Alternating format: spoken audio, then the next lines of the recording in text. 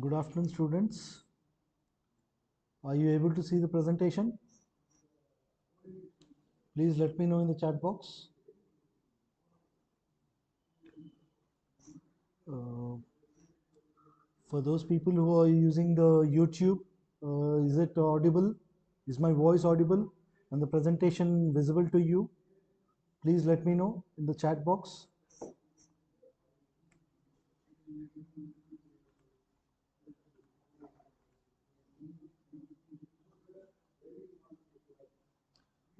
Okay, thank you, Shweta. Am I clearly audible to everybody? Please check with your friends who are using the YouTube.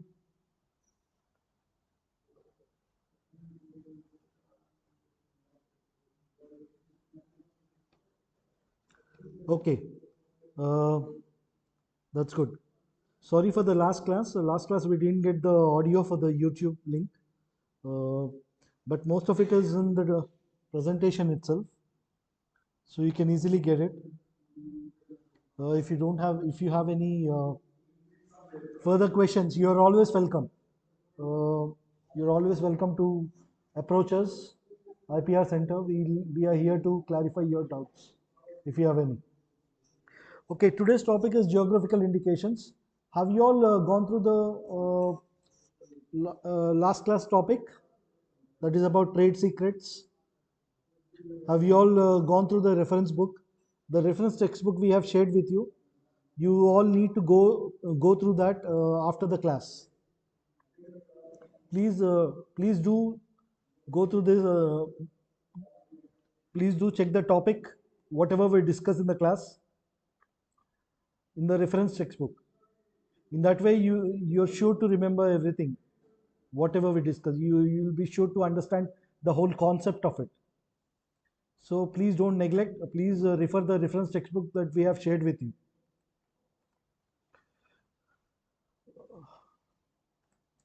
Okay, let's continue with geographical indications. Can anyone tell me what is a geographical indication? I have shared some of the materials to you, to all of you, before with your CRs. Have you all gone through them? Please let me know in the chat.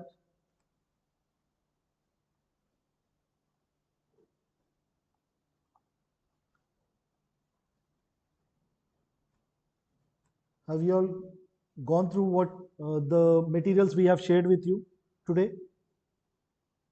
What is a geographical indication? Okay, Appana Babu says yes. Uh, just give me a small example of what is a geographical indication. Give me one example of a geographical indication. Anything? Anybody? We have just shared the materials to you.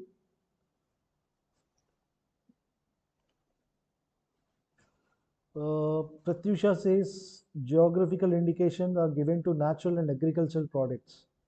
Okay, it's not the entirely true, but it's okay. Yeah, it is to some extent. Yes. Any other participant, any other student who wishes to tell me what is a geographical indication? You can give me an example also. Nowadays, Indian government is giving lot of focus on geographical indications.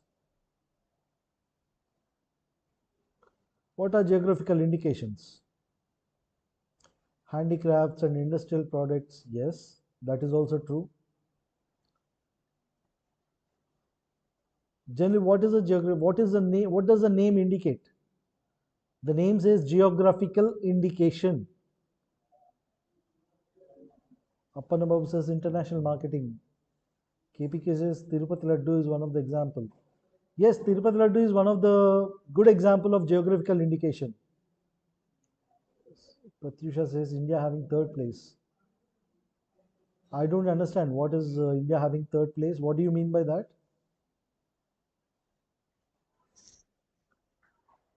Uh, Students, please don't spam the chat box. We can keep it interactive so that we can have a proper good class. Uh, Indication means sign. Okay. And what does geographical indication mean? Some place had some significance with product. Nagendra Babu. Yeah, that's correct. Let's see, geographical indications are nothing but the these are a kind of intellectual property rights that are recorded to some kind of products or services, or not service as such, but products, mostly products, some kind of products which have a particular significance of that geographical location. For example, Tirupati Laddu is there. See, we can make that laddu at home also. But what is the significance of Tirupati Laddu? The specific taste of that laddu, the specific ingredients that goes into it, the specific manufacturing procedure that goes into it, the preparatory method, the conditions they use, the amount of dry fruits they use in that, within a calculated quantity. So all these comes under a particular recipe. You see, that is particular to that only Tirupati area, TTD to be more specific, Tirupati Tirumala Devasthanams. So they have taken this geographical indication for that laddu. What does that mean? It means that I cannot make a laddu at home or at somewhere someplace in other than Tirupati, somewhere else in India or somewhere else, and sell it in the name of Tirupati laddu. It may look similar to it, but I cannot do that unless I have this registration, geographical registration done. Uh, Tanuja says blue colored crafts from Jaipur, Rajasthan, and also Kanchipuram sarees for Tamil Nadu. Leather protests for AP. Some places have the significance. Basmati rice example, Chandrasekhar says. Okay. Example of sandal, we remember Mysore. Okay. GI is defined as a sign which can be used on products belonging to particular geographical location. Yeah, you're all correct. You're all correct. So this is essentially geographical indications means it gives the origin of the source, the place, origin or the place or the source of the particular product. Now, you already had a class on trademarks. Okay, trademarks also does the same thing. Then what is the difference between a trademark and a geographical indication? Can anyone tell me? Trademark also tells the particular company uh, to indicate particular company which manufactures that product. So then what is the difference between a trademark and a geographical indication? That particular mark associates with the quality of that product. Both does the same thing. Then what is the difference? Chandrasekhar, okay, but please, you're saying Banaras saris. Okay, that's fine. Particular place indicates specific name, that is GI. Okay, but what is the main difference between a trademark and a GI? What is the function? Both does the same function, right? They indicate the origin of the source of a product. But there is a slight difference in that, in GI and trademark. What is the core difference?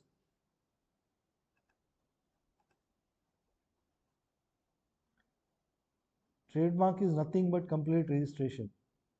Even GI is also nothing but complete registration. Even for a product to have a GI, it should be completely registered. Uh, Anyone else? Trademark is related to a company. Okay. Even GI can be related to a company or an organization.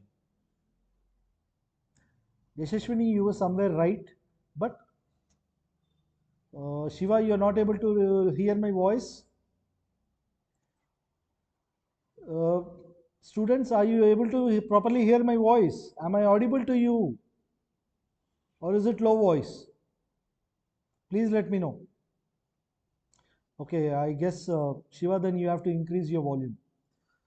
Okay, GI is related to a place. Yes, Yashashwini, you're right. Uh, See, egg mark, not EGG, AG. Okay, egg mark is a trademark for a handkerchief. Okay, GI means geographically identified. Okay, Anusha says it is geographically identified. Okay, yeah. Trademark can be anything. It cannot be, it may or may not be associated with a particular geographical place or location. Okay, but geographical indication is particularly associated with a particular location. For example, let's say certain kind of vegetables or fruits that are very specific to a particular region, and they are very famous for that. Let's say we have Banginpalli mangoes or Newsweed mangoes, Nagpur oranges. Why are they so famous? Because they have particular distinctive taste. Okay, they can be easily identified when they are in the market with their taste or with their size or with their looks. You know, that can this easy identification can also be due to because of the geographical locations where it has been cultivated, the temperature, the soil conditions, everything comes into picture when deciding that this is a geographical indication. You know, that should be distinct from the other varieties. It should have some special characteristics. If a product that is also available anywhere else is identified by distinct characters, then it can be qualified as a geographical indication. For example, the oranges we have in AP, or the oranges when compared to the oranges from Nagpur or of Maharashtra, you see there is a lot of difference in that. Nagpur oranges are little very small in size and they have distinctive taste. That's how they are registered as a geographical indications.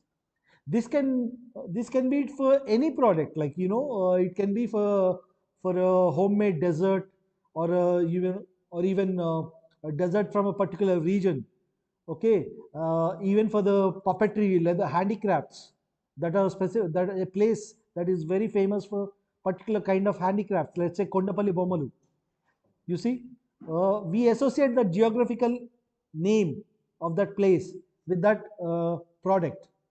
So this is nothing but geographical indication. Araku coffee, the coffee that originates from the Araku Valley, that has got some uh, distinct taste. It is called Arabica.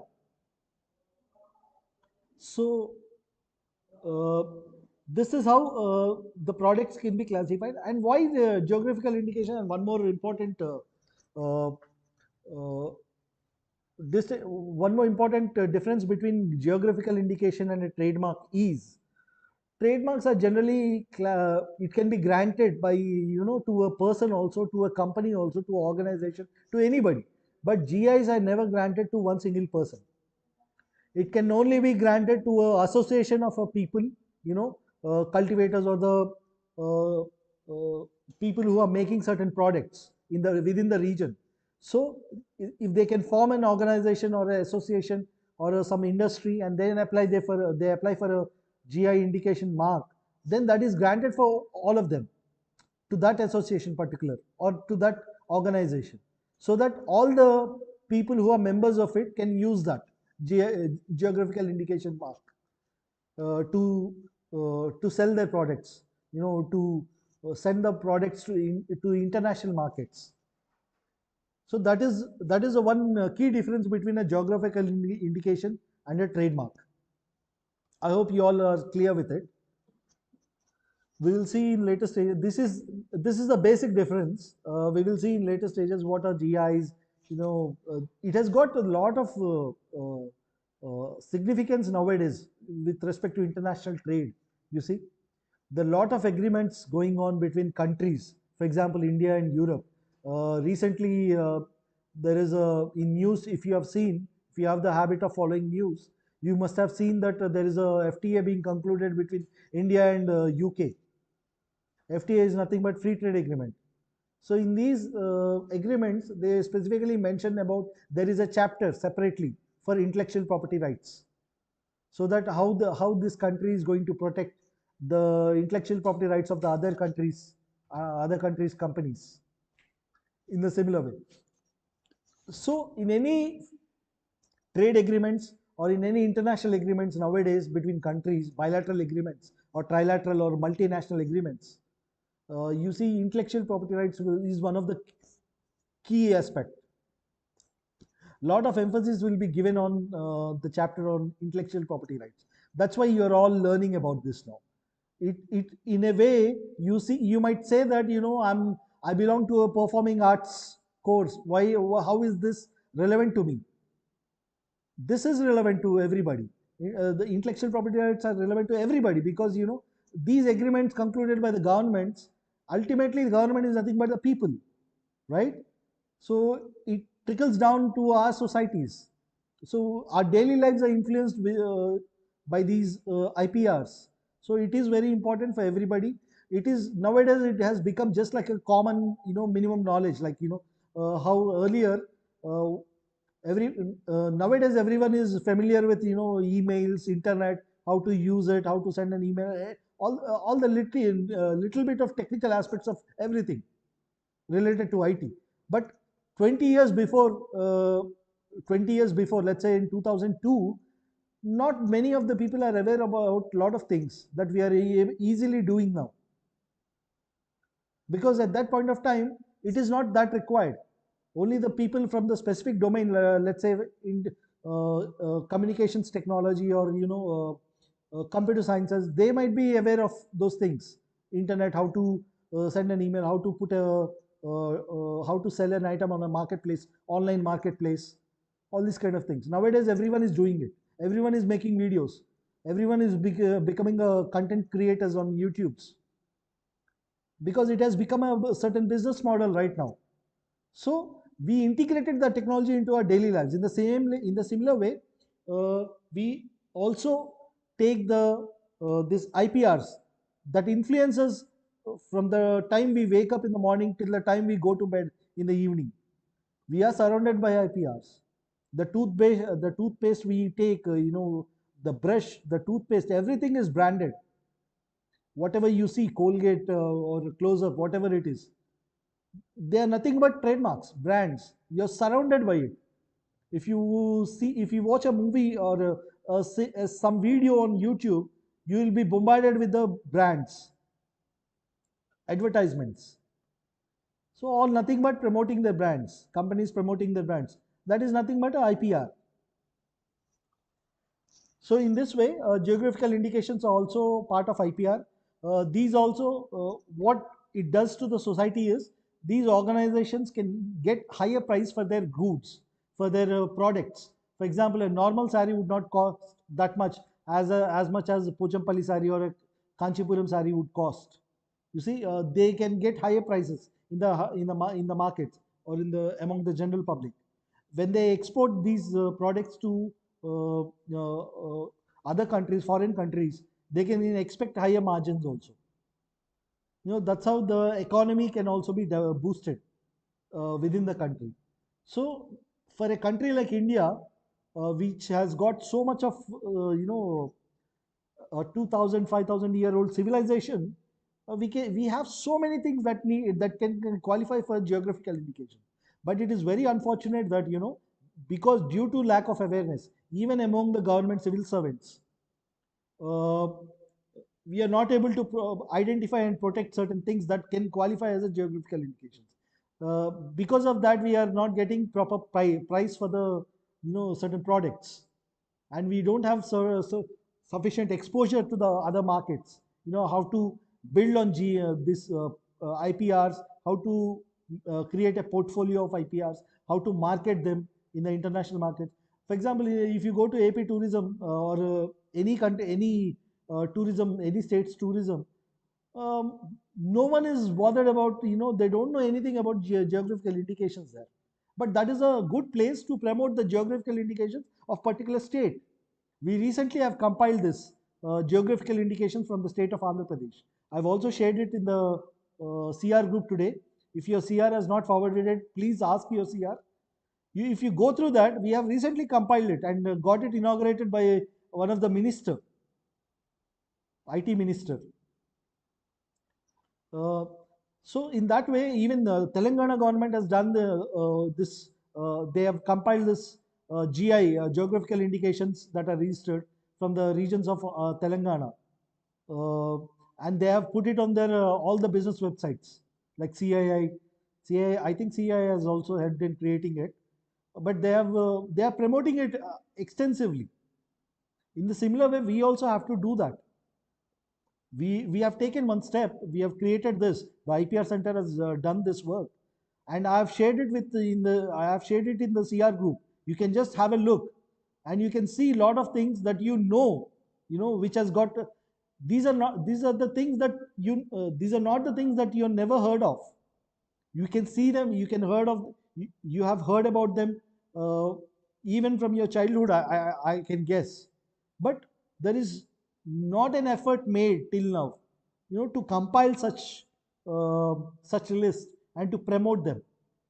So in 20 years from now, I think everyone will have a lot of awareness about these things, and the things will change, and you can see the price for these things going up, and the people who are associated in commerce with these products, their livelihood will become stable, more stable, or more profitable. That's how, when these communities or these particular organizations or these particular artisans or people develop financially, they can it adds so much of value to the product also, and in a way it uplifts the society. So in and we will be having a lot of choice with high quality goods in the market. So basically, that is about geographical indications. Everywhere it is geographical indications, but in Europe, especially Europe, they have even more specific standards for geographical indications. They have geographical indications classified as three different types of products. One is appellations of origin. We will be looking at it in the subsequent slides.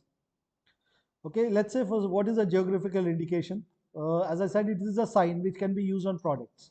Okay, belonging to a particular geographical location or region, or it possesses qualities or a reputation associated with that region.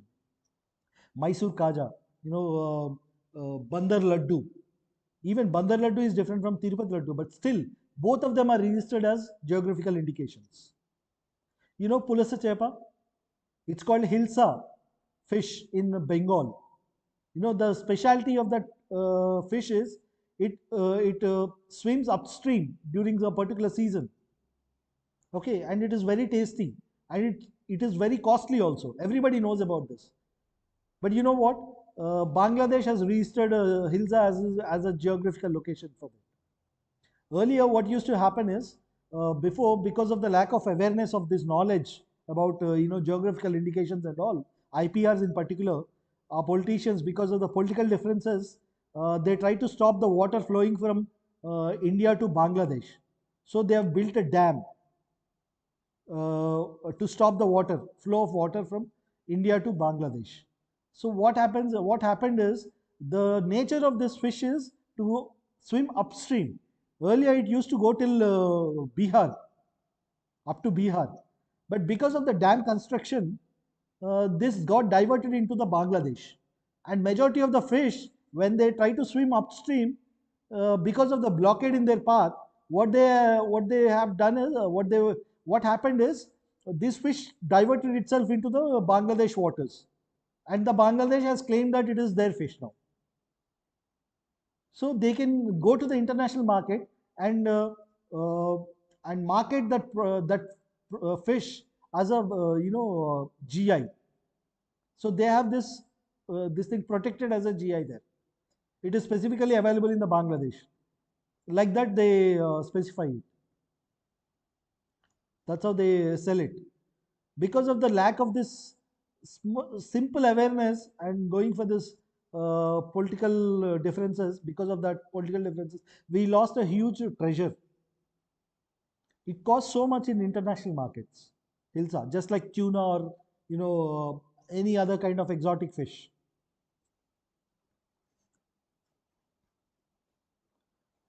Even now, you can see without GI protection, also it sells for huge prices. It comes into the Godavari River here in certain season. You all know about it, right? Yeah, in Bangladesh, in West Bengal, it's called Hilsa. They are very much fond of it. They consider it, they associate themselves with that fish so much. It's like how we associate with our own gongura, or something like putarekulu or something like that. These are all specific to us. They have the lot of potential to be registered as a geographical indication. Still, we haven't done that. The government should take appropriate measures, provide funding to register these things as a geographical indications, and then to promote them in the educational fairs, or exhibitions, tourism stalls, anywhere, trade fairs, etc., so that they can get their due recognition. So this geographical indication is a sign that is used on the product. Once a GI registration is granted, that means you can just like a trademark, you will have a sign. You can specify that sign. Whoever has got this registered GI, they can use that particular sign. It is different from a trademark, but also it acts as a function of a trademark. So that's why I said there is a difference between trademark and GI. GIs are only granted for organizations and associations. Okay. So this sign can be used on products that have specific geographic origin and possess qualities or a reputation that are due to that origin. So in how many classes it can be registered? There are 35 classes. The same, whatever we use for trademark, the classification, the same classification can be used for registered GIs also. But in trademarks, we can also register services. But in GI, we don't have to register services. GIs are not granted for services. For example, there is a Kolhapuri chappal, Kolhapuri sandals or chappals. For that, there is a GI.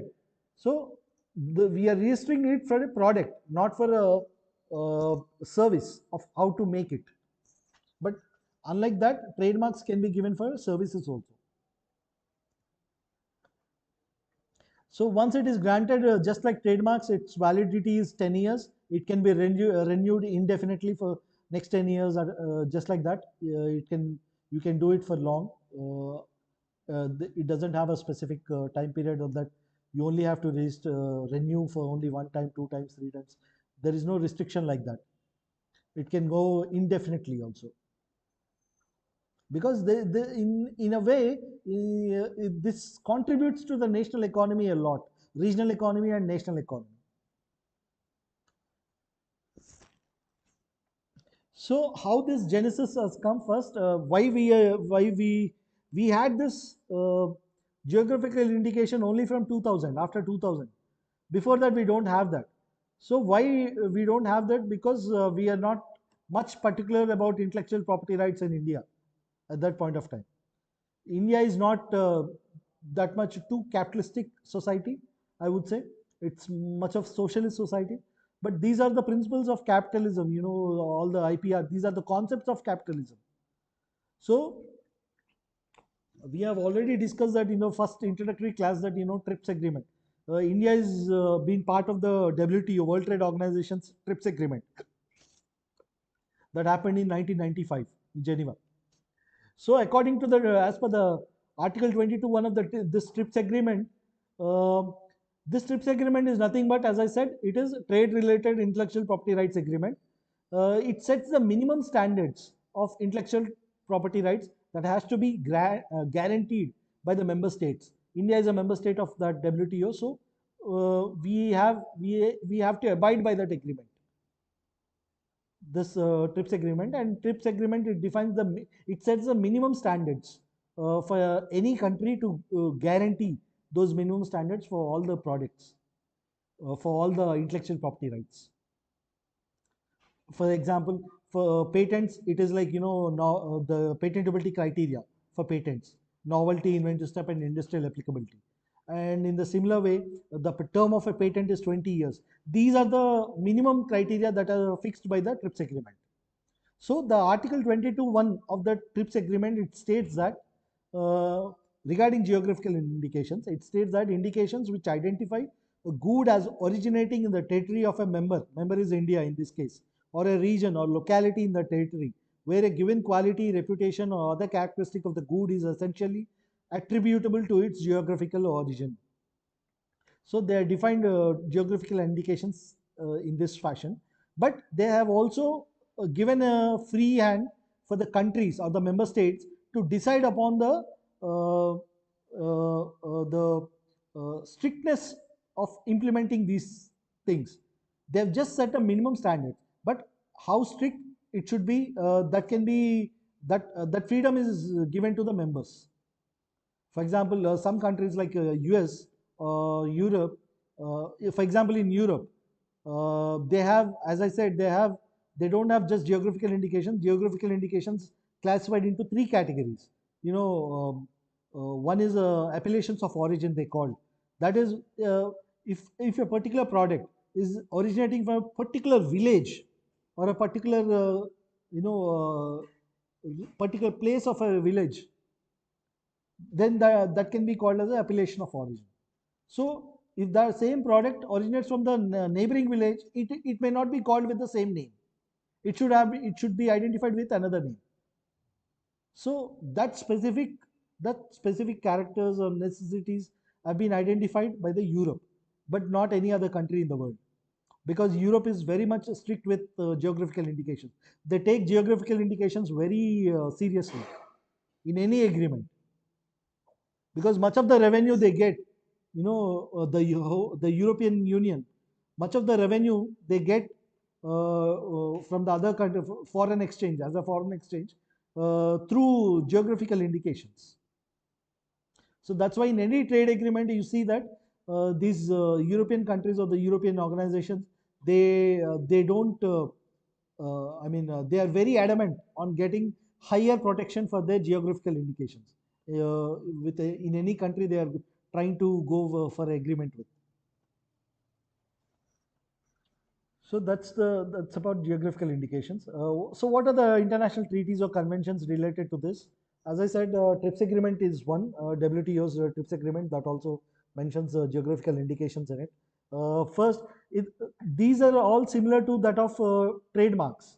Even for trademarks also, these are the four international treaties or conventions, basically for the identification of, source, the recognition of quality of the product associated with that product. recognition of that. Uh, so Madrid Agreement for the international registration of marks, Nice Agreement for the international classification of goods.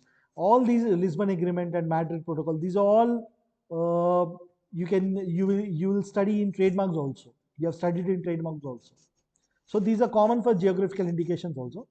But specific to India, what we have is that can regulate this geographical indications is Geographical Indications of Goods Registration and Protection Act 1999 and Geographical Indication of Goods Registration Protection Rules 2002. So we started from 99 onwards. We started giving these geographical indications, and based on these act and rules, the laws, the GI registration is done at the GI registry, Geographical Indication Registry in India.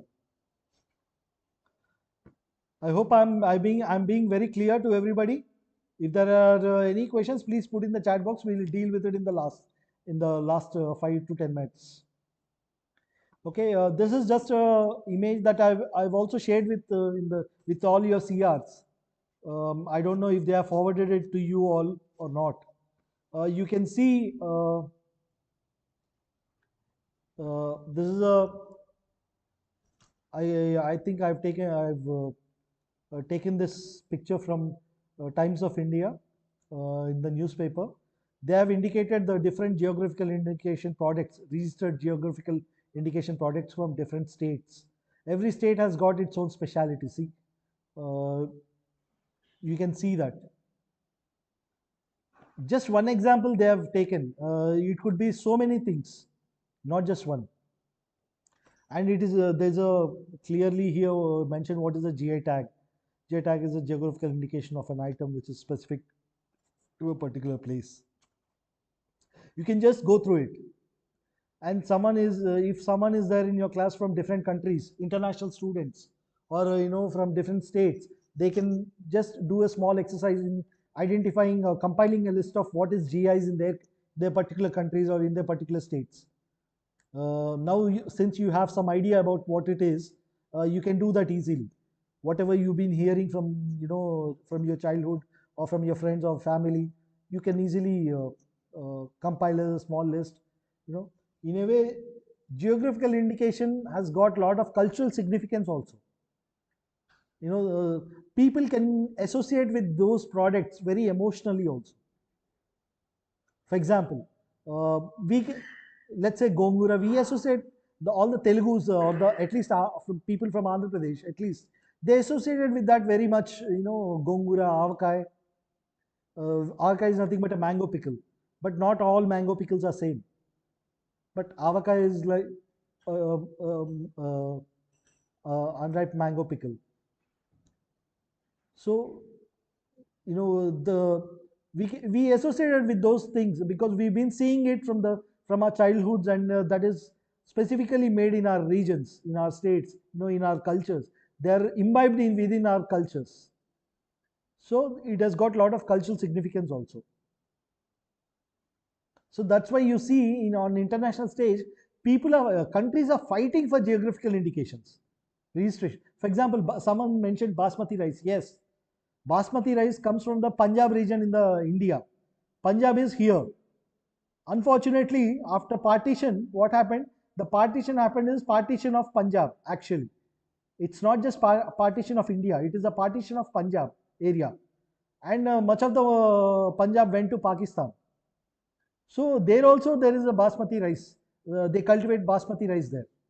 So they also want to apply for a GI registration for basmati rice in Europe. So there was a fight uh, in Europe for registration of basmati rice as a geographical indication between India and Pakistan. I think both of them are granted GIs. I think. In the similar way, within India, Odisha and West Bengal, they have been fighting a couple of years back. They were fighting for registration of geographical indication for Rasgulla. Odisha says it is our Rasgulla, and West Bengal says no, Rasgulla is our GI. They had a fight, but what happened is they both are granted GIs in a way that the Rasgulla originates from Odisha is called Odisha Rasgulla, and the Rasgulla from Bengal is called Bengal Rasgulla. So, people are the states or the regions are they particularly associated with it with those products. They identify them as part of their cultures. A lot of importance we can see people are giving to these GIs. Why you can imagine now why Europe was so insisting about GIs. Europe is nothing but a mixture of states, different states. They have so much of differences between them. Because of their differences, because of the wars between them, actually the wars are European wars. They have become world wars. Those are the wars between happened between UK, France, and Germany.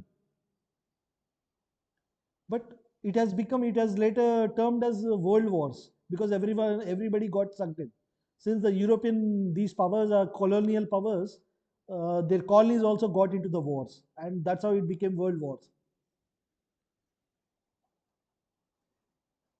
And they have so much of importance given to their products. For example, uh, the most common examples from Europe are cheese and wine. So they have a lot of varieties of cheese. There are a lot of varieties of wines that are protected as geographical indications or appellations of origin, as I would say. So, for example, the cheese that originates from France is different from cheese that originates from Italy. Parmesan cheese that is different from what this blue cheese originates from France. So they insist on having that particular protection for them. In the same way, in India also, mangoes, Alfonso mangoes that originates from Gujarat area. Uh, they have so much of export value. In the similar way, mangoes from AP, Telangana, Banginapalli, Newsweed.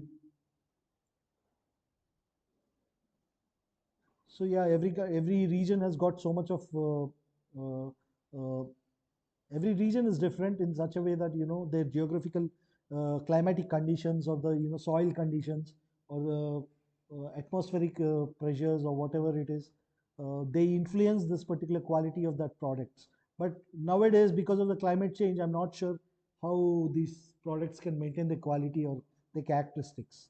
Because of climate change itself, it it is um, we can never be sure now about the qualities of the products. What I mean is the quality that is associated with the particular product of a geographical location that may not have the same quality in future because of the climate change. So in a way, it is also lost to the economy also in that sense. So what is the difference between geographical indication and appellation of origin? As I said, geographical indication can be to a particular broader region, like a state or a country or a place, but appellation of origin is more specific to the lowest denominator, like let's say a particular village of that region. The link with the place of origin is very strong for appellation of origin. The raw materials. So, for appellations of origin, the requirements are even more specific, so that only specific individuals from that particular area can claim that as a can register their products as a GIs or appellations of origin. In that way, what happens is they don't have to share the same brand or the same mark, registration mark with the others from the same place, same country or the same state. For example, Kondapalli Bomalu, that is specific to that particular village, that can be qualified as appellation of origin. But since we don't have appellations of origin, we only have the concept of geographical indication. We are calling it as GIs. But if we had the system of appellation of origin, Kondapalli Bomalu will be termed as a appellation of origin, not as a GI, because it is particular to that specific village, not to the corresponding regions. So yeah, the raw material should be sourced in the place of origin, and the processing of the product should also from the same place.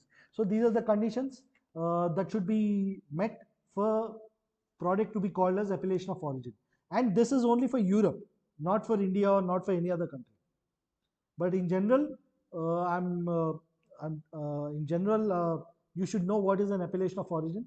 When a product it qualifies all these three steps, then it is called as an appellation of origin. So difference between GI and trademark we have already discussed. Trademark indicates source of products or service, usually a company. Even GI does that, but GI can never be an individual. Trademark can also be granted for an individual. Usually it's granted for collective association of group, and it is for a particular geographical region. Uh, yeah. So some of the famous GIs, as I said, blue cheese, that's it's called Roquefort in France. Uh, the particular distinctive nature of this cheese is you can see that it appears in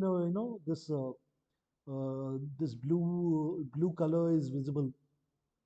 I think here it is seen as green, but it's actually a blue color, and it is labeled as Roquefort only. It's the cheese itself is called Roquefort with the place associated with the place because it originates from Roquefort Soulzon in France. In the same way, some of the wines that are associated with places in Europe, cognac, that is a variety of brandy that is named after the place in Cognac region of France. It's a commune in France. Uh, Scotch also, that's a whiskey from Scotland. No, it has got a regulatory body which regulates uh, the regulatory body itself actually grants this what they will see that what qualifies as a Scotch, what kind of whiskey can be qualified as Scotch or not. So that is they have particular regulations. They have defined it in these Scotch whisky regulations 2009 that define and regulate the production, labeling, packaging, as well as advertising of Scotch whiskey in the UK. In the same way, there is something called Porto. That's a sweet red wine from Porto region of Portugal. Do you know how many varieties of wines are there? What are the different varieties of wines? Does anybody know what is a champagne?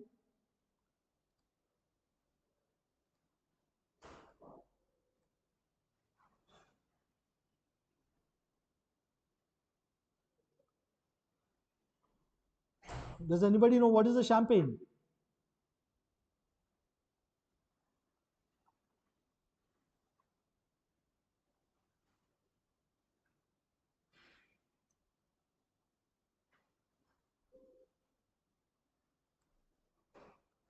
You can use the chat box.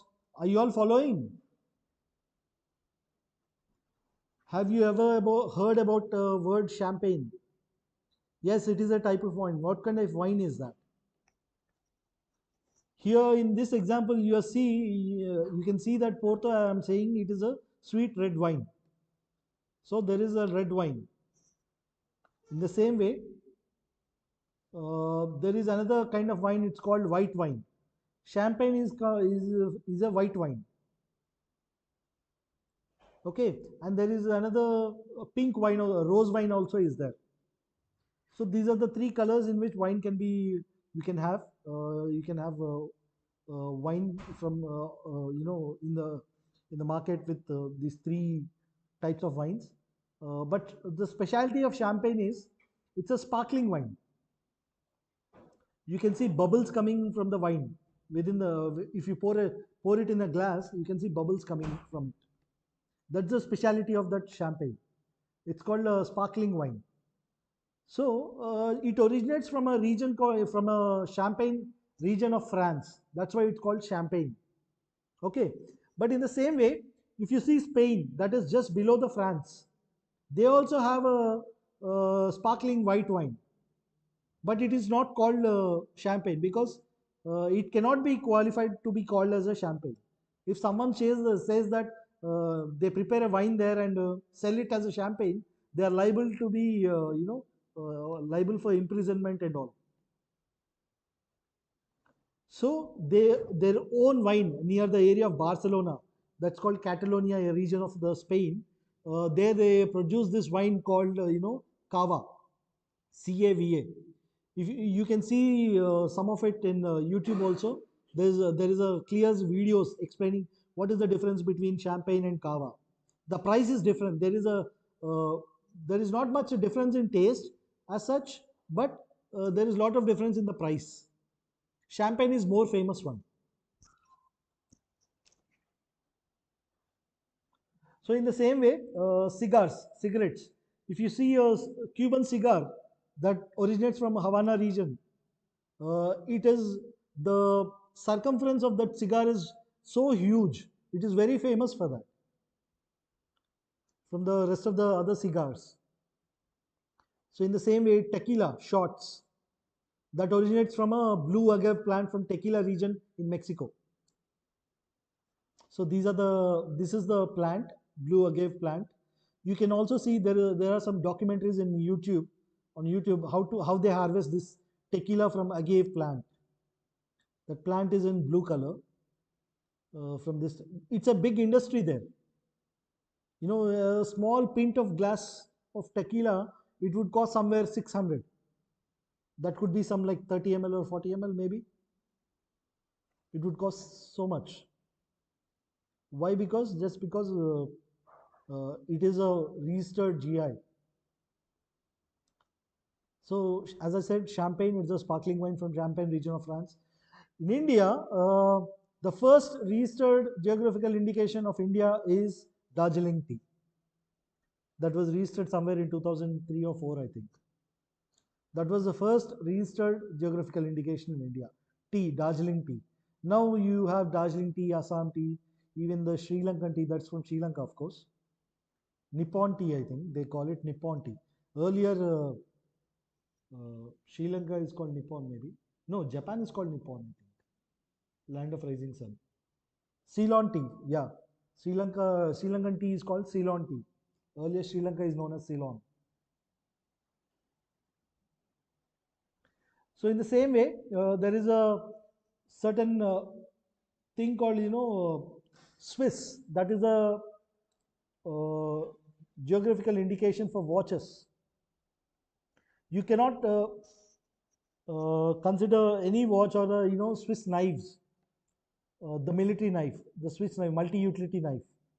These are branded as these are sold in the product in the commerce as Swiss knives, Swiss watches, Swiss chocolates. They have distinct identification. So it is all called because of that. So in order to use that terminology like Switzerland or Swiss to associate with that product, you should follow the manufacturing process should be following all these conditions. It should have been assembled there in Switzerland, or the technical development should be carried out in Switzerland. These conditions should be met.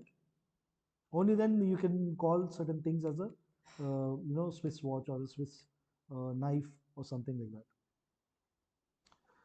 So in India, GI products are registered in the domains of handicrafts, agricultural, foodstuffs, alcoholic beverages. But alcoholic beverages are very low, whereas in Europe, you see huge number of geographical indications are belonging to the domains of alcoholic beverages and foodstuffs, cheese more particularly. So yeah, as I said, first GI tag Darjeeling tea, it was granted in 2004. So some of the famous cases are there related to coffee manufacturers, from Ethiopia. What they happened is at some point of time, Ethiopia they wanted to trademark their coffee varieties, in US. So if they go for the trademark, what happened is Starbucks would no longer sell them as these three varieties with these three names. So Starbucks tried to oppose this trademark registration there for Ethiopia because earlier they had this geographical indication. But later I think they got some settlement. In the same way, there is a case of Colombian coffee where they employed different strategies. They created this logo, and they created this character and given their name to this particular character. His name was called Juan Valdez, And Juan Valdez is something like Srinivas. That common name there uh, in Colombia. How Srinivas or any other Lakshmi or any other name is so common in our region or in India. In the same way, this name is so common in Colombia. So some of the people, they started opening their coffee within uh, within that region, saying that my name is also Juan Valdez. So I opened this uh, trade in my name, not in the name of what you created this character. But later it was not accepted, uh, because this is more popular one. So yeah, these are the case studies that are available in WIPO, World Intellectual Property Organization website. I'll post the link in the group. Your CRs can share it with you. Otherwise, you can ask them to share it with you if they don't.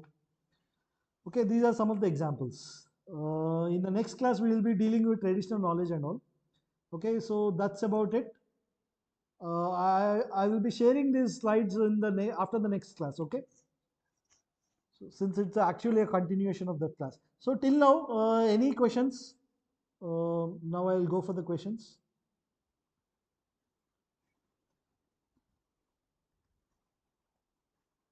Okay, I'm posting the attendance link now. You can have it. Anybody, any questions?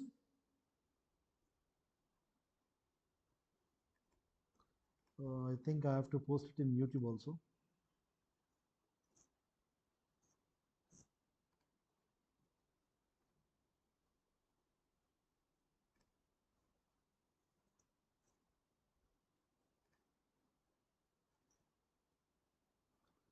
Anybody, any questions?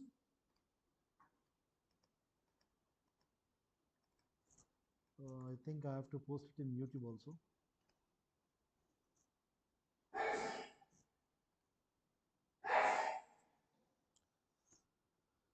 Please feel free to have questions in the chat box. Anybody, any questions?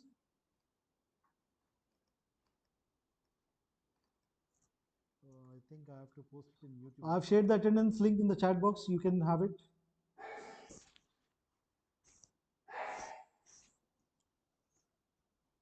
Please feel free to have questions in the chat box. Anybody, any questions?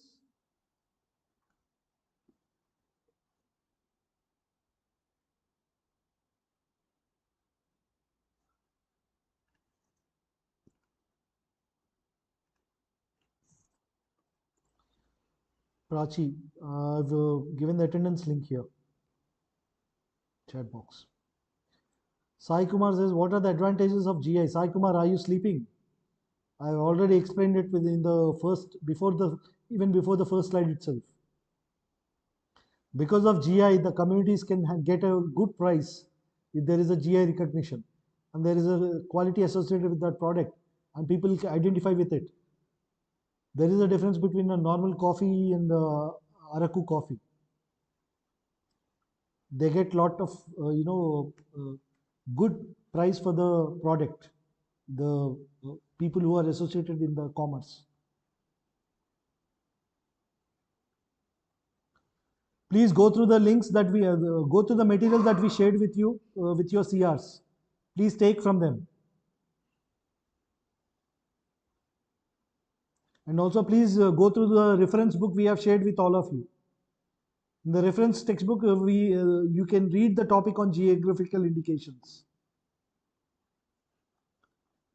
So if there are no more questions, I think we can end the class. It's already 5.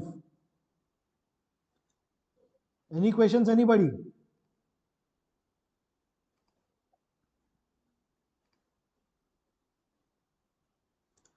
Okay, I hope you all have become experts now.